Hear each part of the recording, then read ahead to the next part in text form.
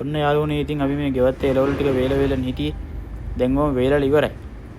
බලන්න හොඳටම වේලිලා තියෙනවා. ලස්සන පාටට ඒ විදිහටම හොඳට වේලිලා තියෙනවා. ඔන්න අපි දැන් අද කුස්සියට ආවා. මෙතන තියෙන වේලපු කරවිල. මෙතන තියෙන වේලපු බණ්ඩක්කා. බලමු අපි මේකෙන් මොනවද කෑම හදන්න පුළුවන් මොන වගේ කෑමද මේකෙන් හදන්න පුළුවන් කියලා අද බලමු. හරි දැන් මේක බෙද ගන්න ඕනේ නේද? ඔව් මේක බෙදගමු. මුලින්ම කරවිල එක අපි බෙදගමු. දැන් මේ තෙල් එක හොඳට රත් වෙලා තියෙන්නේ. මේ පපඩම් බදිනවා වගේ තමයි බදින්න තියෙන්නේ. දැන් මේ බෝල් එකකට දාගත්ත බෙදපු කරවිල ටික. දැන් අපි ලුණු ගෙඩියක් තක්කාලි ගෙඩියක් අම්මිරිස් කරලා කපා ගමු. මෙහෙම රවුමට කපා ගන්න. ඒක ලස්සනට තියෙන රවුම කපා ගත්තාම ලුණු ගෙඩි දෙකක් වගේ ඉතින් මෙතනදී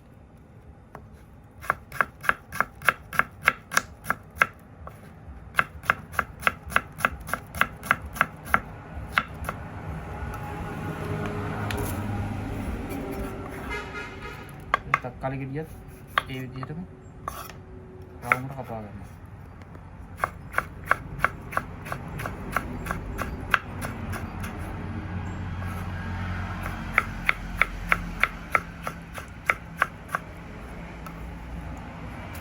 තක්කාලි ගෙඩි දෙකක් කපා ගන්න.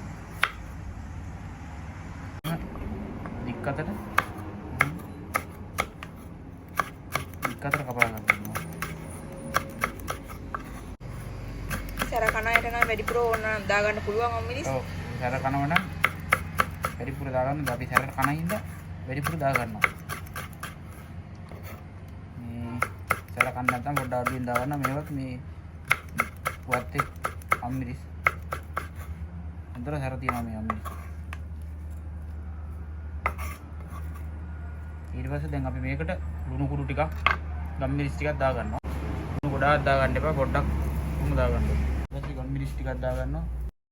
මේක අපිට තවත් රසවත් කරගන්න පුළුවන් උඹලකඩ වගේ ටිකක් දැම්මොත්. මේ උඹලකඩ මේ වගේ උඹලකඩ ටිකක් දාගත්තා නම් හරි. උඹලකඩ ටිකක් දාලා තව දෙහි බැහැයකුත් දාලා හොඳට අනා ගන්න ඕනේ. මේක අනනකොට හිමින් සීරුවේ අනා ගන්න ඕනේ.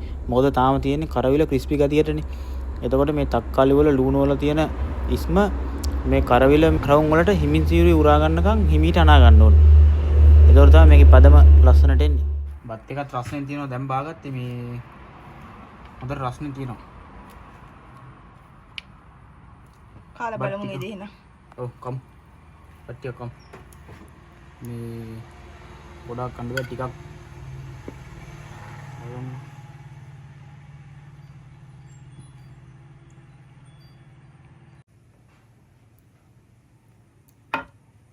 මෑකරල් ටිකකුත් දාගමු. මේ ගෙදර වත්තේම මෑකරල් තමයි අම්මා හැදුවේ.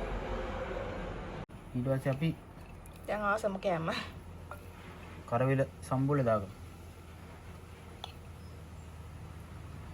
ඒක වැඩිපුර කන්න ඕනේ. මොකද මේ ඒක කන්න තමයි බත් එක බෙදාගන්න. මොන් දැන් අපි බත් එක කාලා බලමු. එහෙම ටිකක් කරගෙන අනලා පරිප්පුයි. කොහොමද කෑම එක? නියමයි කෑවා. තව ටිකක් තියෙනවා මේ කාලා තිටි.